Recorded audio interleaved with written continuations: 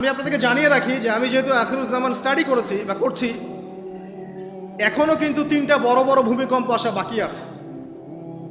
নবী করিম সাল্লাল্লাহু আলাইহি ওয়াসাল্লাম একদিন মসজিদের সামনে যাচ্ছেন, সাহাবীরা ভিতরে বসে আছে। সাহাবীরা কোন একটা বিষয়ে কথোপকথন করছেন। নবী করিম সাল্লাল্লাহু আলাইহি ওয়াসাল্লাম জিজ্ঞাসা করলেন, তোমরা কি নিয়ে কথাবার্তা বলছো? সাহাবীরা বললেন যে আমরা কিয়ামতের আলামতগুলো নিয়ে কথা বলছিলাম। তখন নবীজি বললেন সাল্লাল্লাহু আলাইহি ওয়াসাল্লাম, 10টা আলামত আসার আগে কিয়ামত হবে না। কয়টা আলামত? 10টা। এই 10টা আসার আগ পর্যন্ত কিয়ামত হবে না, নিশ্চিন্ত থাকতে পারেন। কিন্তু এই 10টা কবে চলে আসবে এর কোনো গ্যারান্টি আছে? নাই। তার প্রথমটা হচ্ছে দাজ্জাল, মাসিহুদ দাজ্জাল মানুষের রূপে বের হবে। 2, ঈসা ইবনে মারইয়ামের আগমন। নবী ঈসা আলাইহিস সালাম আসবেন এবং তার হাতে দাজ্জাল নিহত হবে। কোথায় নিহত হবে সেটাও বলে দেওয়া আছে, প্যালেস্টাইনের বাবেলুদ নামক জায়গায়, যে জায়গাটা অলরেডি প্রস্তুত। 3 নাম্বার হচ্ছে দাব্বাতুল আরদ, জমিন থেকে একটা অদ্ভুত প্রাণী বের হবে যে মানুষের সাথে কথাবার্তা বলবে। এটা হাদিসে আছে কিন্তু, তা আমরা এখন নিঃসন্দেহে 90% মানুষ বিশ্বাস করবে না। এবং যারা একটু বেশি চেতনাধারী তারা বলবে যে মোল্লা মুন্সিদের কথা শোনো, প্রাণী বলে আবার কথা বলবে। কিন্তু হ্যাঁ, এই কথাটাই যদি নাসা বলে, যে হ্যাঁ একটা প্রাণী আছে পৃথিবীর গভীরে, সে অচিরেই বের হবে এবং কথা বলবে, দেখবেন সবাই বিশ্বাস করছে। দেখেন চিন্তাগত শিরক, চিন্তাগত শিরকটা দেখেন। যখন আমরা ওইসব মিডিয়া থেকে কোনো কথা আসে আমরা নিশ্চিন্তে নির্দ্বিধায় বিশ্বাস করি।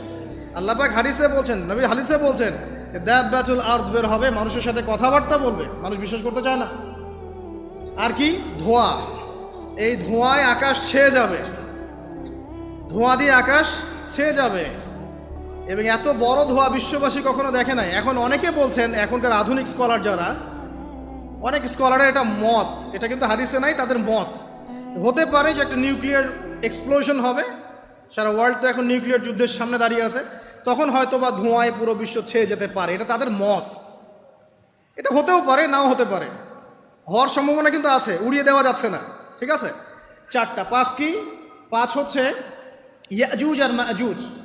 ইয়াজুজ আর মাজুজ এই প্রকৃতি বের হবে, এরা কিন্তু আদম সন্তান এবং তারা পৃথিবীর পানি খেয়ে শেষ করে ফেলে দিবে, মহাসাগরের পানি খেয়ে শেষ করে ফেলে দিবে। তারপর এই যে 6, 7, 8 এই 3টা হচ্ছে 3টা বড় বড় ভূমিকম্প, যেটা বলতে গিয়ে আমি যে আসলাম যে 3টা ভূমিকম্প এখনও আসা বাকি আছে। নবীজি বলেছেন একটা পৃথিবীর পূর্ব দিকে হবে। পূর্ব দিক কোন দিক? এই যে Indonesia, Malaysia, Bangladesh, Pakistan, Myanmar, আপনার শ্রীলঙ্কা, এই পুরো কন্টিনেন্ট পূর্ব দিক, পৃথিবীর পূর্ব দিক। কোন কান্ট্রি এটা তো বলা হয় নাই, পূর্ব দিক বলা হয়েছে। এবং এখানে ভূমিকম্প বলা হচ্ছে না, বলা হচ্ছে ভূমি ধসে যাবে, মানে পুরো ভূমিটা নিচে চলে যাবে। এখন যারা এগুলো নিয়ে গবেষণা করেন তারাও কিন্তু সেম কথাই বলছেন, খেয়াল করে দেখেন।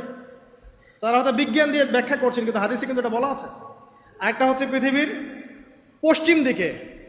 আর পশ্চিম দিকে কেন হবে জানেন? সমকামিতার কারণে, সুদের কারণে, জেনার কারণে, পর্নোগ্রাফির কারণে, এবং সারা বিশ্বকে তারা যে জুলুমটা করছে, এই জুলুমের প্রতিফল হিসেবে আল্লাহ পাক ধসিয়ে দিবে।